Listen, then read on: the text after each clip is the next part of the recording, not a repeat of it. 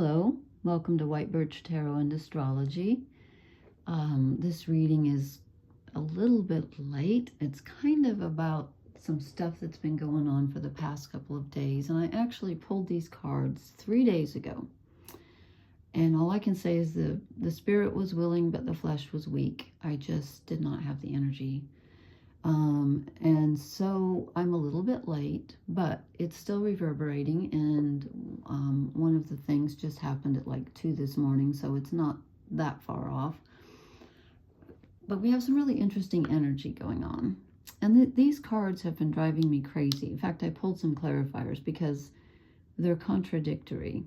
But I think I know why. I've been sitting here studying this for ages, and I thought I might as well just start talking. Maybe something will come through. But and again, this happened a couple days ago, not that long ago. On the 12th, actually, like early in the morning on the 12th. So depending on where you were, it might have been even the night of the 11th. But we'll say December 12th at like 5 a.m. on the east coast of the U.S. We had Venus opposite Mars. Venus is in Aquarius. And she is a powerful Venus because she recently was conjunct Pluto at 0 degrees. So she's she's still got that transformational energy on her. And she's opposite Mars in Leo, and he's at a little bit of a disadvantage because he's retrograde, even though he likes to be in a fire sign. But he's retrograde. Okay, then he is making a positive aspect to Mercury in Sagittarius. Mercury likes to be in Sagittarius, a fire sign, but he's retrograde, so he's more thinking about the past, a little bit, Sagittarius is future oriented, that's why it's an arrow, and so he's at a disadvantage here. He's in a sign that wants to think about the future, but he's retrograde, so he's a little at 6s and 7s, no pun intended, since he's in at 7 degrees. He's making a positive aspect to Venus in Aquarius, as I said. That's ruled by Uranus. Okay, so she's very forward thinking. So Venus rules our relationships, and it rules what we love and what we value, including ourselves, how we see ourselves, how much self-worth we have. And she's in Aquarius, which is very progressive, broad-minded, a little future-oriented, also likes to include everybody, that's not a selfish sign. But it can be it's a little detached. But sometimes we need that detachment to think about our relationships, right? So she's a little bit detached here in an air sign. Fixed air, can be a little stubborn. And like I said, she's opposite Mars. Mars is in Leo. Leo is nothing if not loyal. Leo rules the heart. And with Mars retrograde, there can be a little bit of a stuck feeling about past relationships. So Venus is saying, let's expand our boundaries and let's think about the future and let's include everyone. And Mars is saying, I'm loyal and I'm retrograde. So I'm kind of stuck in the past a bit, with my past loved ones. I want to focus on them. And she's saying, no, we have to move forward. And they're kind of at odds with each other. But they're both, as I said, they're both being aspected in a good way by Mercury in Sagittarius, who again likes to think about the future. But Mercury's retrograde also, so he's at a little bit of a disadvantage. He's not quite as powerful. He's more drawn to thinking about the past, which Sagittarius doesn't normally do. And again, so we have air, fire, and fire. There's not a lot of water going on, although we still have, I didn't put Neptune in here. Neptune is, where's Pisces? Neptune is still at the tail end of Pisces, finally gone direct. So, and I wasn't thinking, and Mercury goes direct on the 15th, okay? And I wasn't thinking about the full moon, which is about on the 13th, I think. No, I've written down the 15th, sorry. It's around the 15th. We have a full moon in Gemini. Where's Gemini? At 23 degrees, which is going to be opposite, no, it isn't. Never mind. I was thinking it was opposite Neptune. He's over here. No. Let's see. I didn't write the sun in. Neptune's going to be opposite the sun. No, sorry, Neptune's over here. What am I talking about? Oh my God. Something happened to my brain last week, and I'm still adjusting, and I have changed my hours. So I just flipped them totally like a mirror. I just went from going to sleep at 6:30 a.m. It's just crazy. Anyway, so Neptune, I should have written everybody in. Neptune's here at the tail end of Pisces, and we're going to have a T-square between the sun and the moon. The moon's going to be over here in Gemini, the sun's in Sag, and Neptune's over here in Pisces. We're going to have a T-square when we have the full moon in a few days. So I will post again. By gosh, this time I'm going to. And that could be causing a bit of confusion here. I just feel like Neptune is not as powerful as he normally is because he's retrograde right now, even though he's in good aspect, like I said, to Venus and Mars. But I just feel like there's a draw to the past, even though both of these signs are future oriented, and Leo's sort of fixed in the moment, you know. Anyway, so I drew the cards, and they made sense at the beginning, and then I drew a couple cards in a row that I was like, what? So let's see if we can clarify here. Let me get here we go. Okay, trying to get all Christmassy here. I don't know why. I don't even really celebrate. Okay. So first of all, I drew the Tower. Now, I feel like this has something to do with Venus in Aquarius, which is ruled by Uranus. I always think of this as Uranus, the sudden change, something that happens. And it can be a thought, it can be a mental download. But with Uranus in Taurus right now, which is an earth sign, it could also be something that happened on the physical level.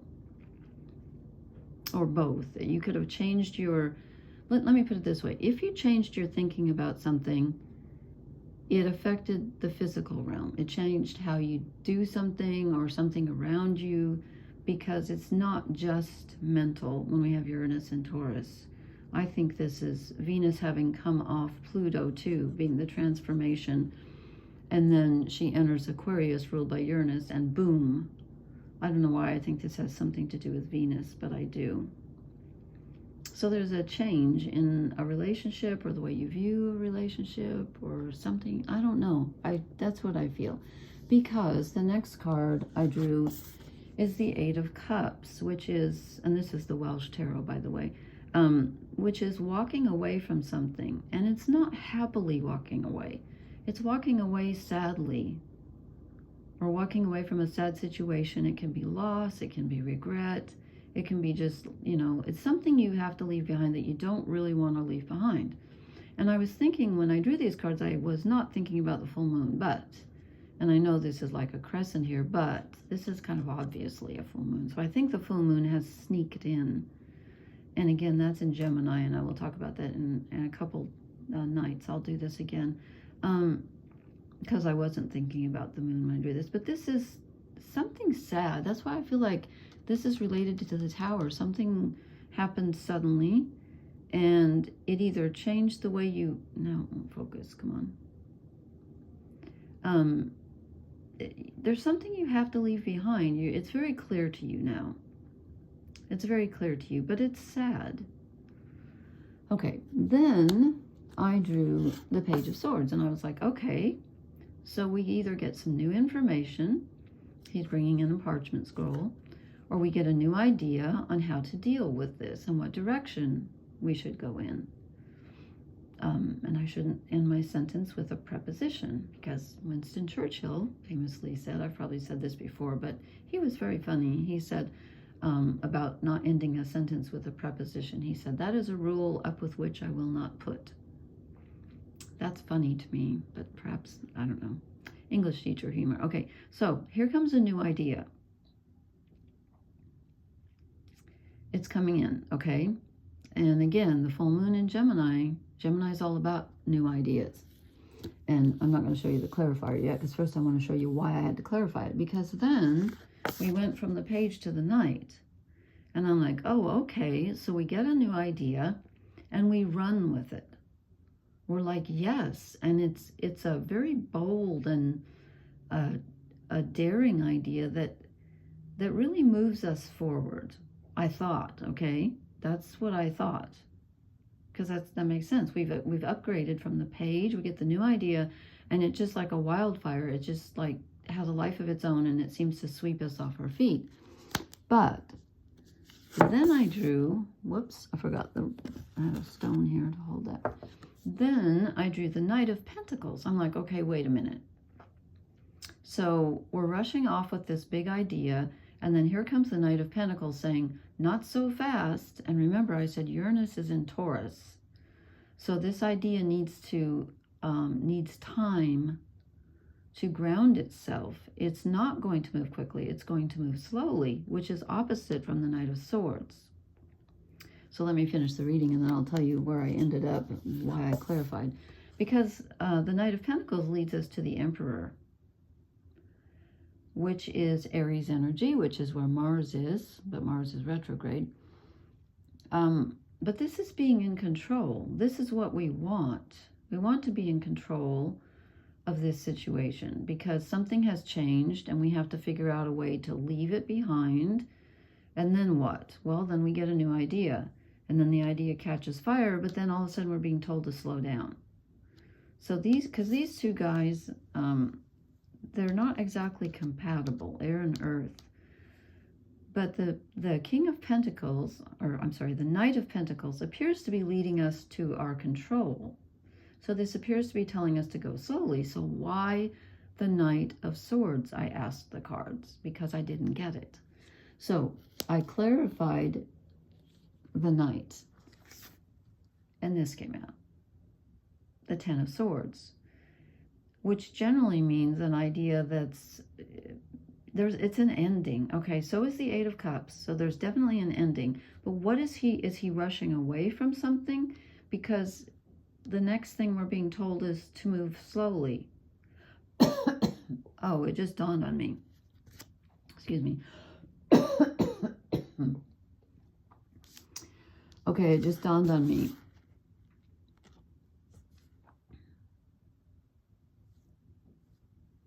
Are we being told to... Okay, he's moving away from the situation. Darn, I got a tickle in my throat. Excuse me. Maybe we're supposed to... something's done. Are we supposed to leave quickly or just an idea that's reached its end? But it's a new idea. That's what I don't get. It's a new idea, and then it rushes quickly, and then it ends. Now, the full moon's in Gemini, which is, lots of creative ideas coming in. And the moon is emotions. So emotions are tied to ideas. Let me show you the other clarifier. So then I said, okay, if the Knight of Swords is rushing away from something that needs to be ended quickly, and then we're supposed to move slowly, okay, makes no sense. Then I said, what's the Page of Swords? What's this new idea? The new idea, and I drew this card and I thought, no, it's the wrong card. It just felt wrong to me. So I put it back in the deck and I reshuffled, and guess who came out again? So it wasn't the wrong card after all. So the King of Cups, being in control of this emotional situation, is paired up with the Page of Pentacles with a new idea. There's movement here. There's movement here. And being in control. And the King of Cups, so he's in control of emotions. And then the Emperor, I would say he's earthy and fiery at the same time, I think. And when we have the full moon in a couple days, I believe it's on the 15th, I will repost, we're going to have a grand trine between Mars in Leo, Chiron in Aries, and Mercury in Sagittarius, the three fire signs. So Mars is our desire, our physical body, our actions, and where we put our physical energy. Chiron is our wound, our primal wound that doesn't heal, or our deepest wound. And and also where we could be healing, though, at this time. Some people believe you can heal from Chiron's wound, and some people say it never heals. I don't know. I think he was a wounded healer, so I say there's some possibility of healing there. And then Mercury, our thoughts at 6 degrees of Sag, but he's retrograde. Well, so is Mars. Actually, you know what? They're all retrograde. Oh, I should have looked up Chiron. You know what? I think they're all retrograde. Am I right? I didn't bring my phone in. I can't look it up real quick, but I will check that before the new moon. But I think we're going to have a fire trine, grand trine in fire, but we're also going to have a T-square between the sun and the moon and Neptune. So anyway, I think that's Neptune sneaking in with the emotion. So anyway, so what does this mean? That's a good question. I know for sure that something has changed. There's been a change. This feels like a very powerful change.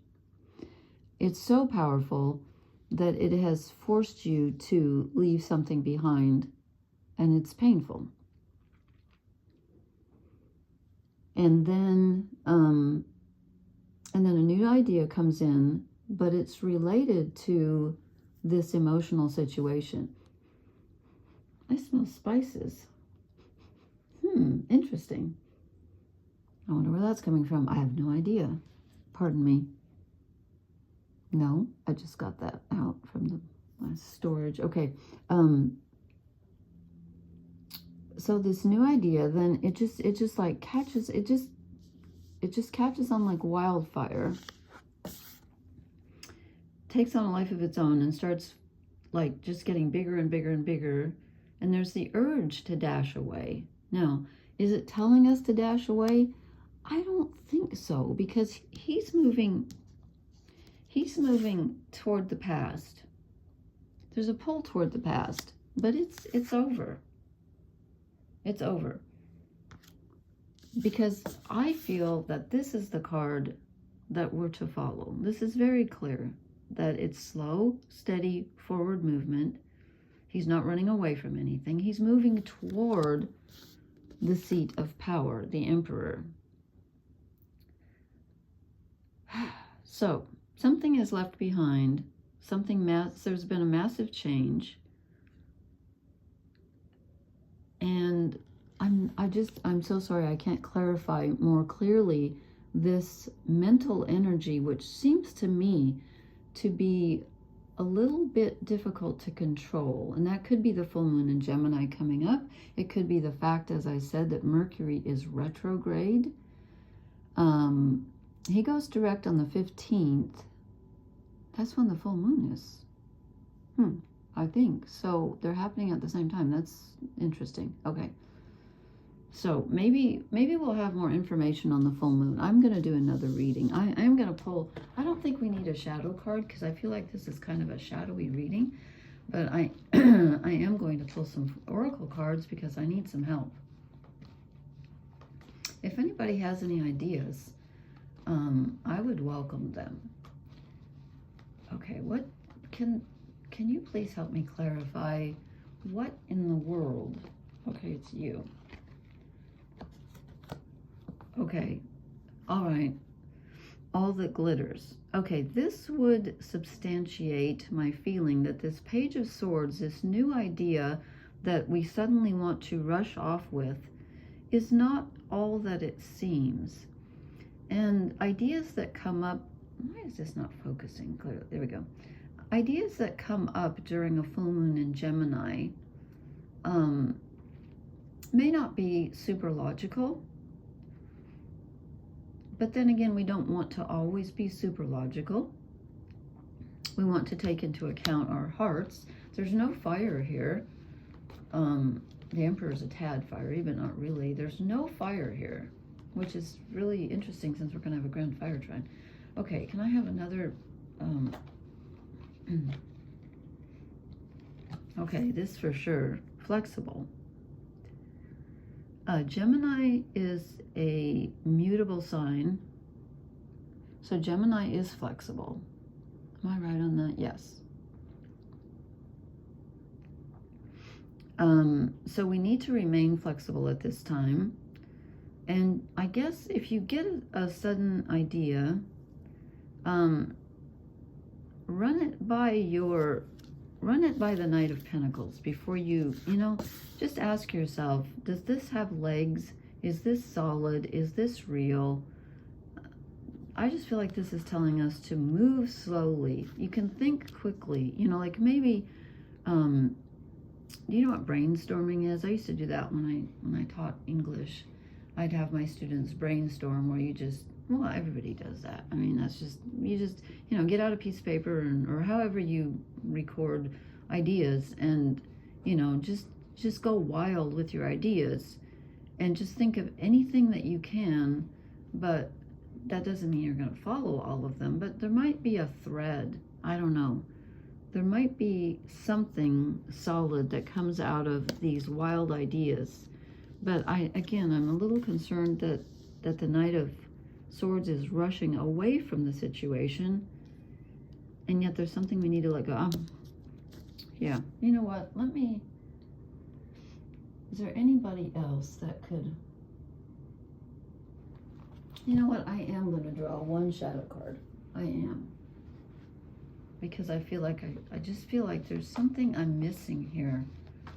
What am I missing? Besides half of my okay, half of my brain power today. And Three of Cups is a shadow card. Okay. Well, Gemini does rule acquaintances, neighbors, friendships. This isn't helping. This is not helping. The Three of Cups. Cups are emotional. Why would that be a shadow card?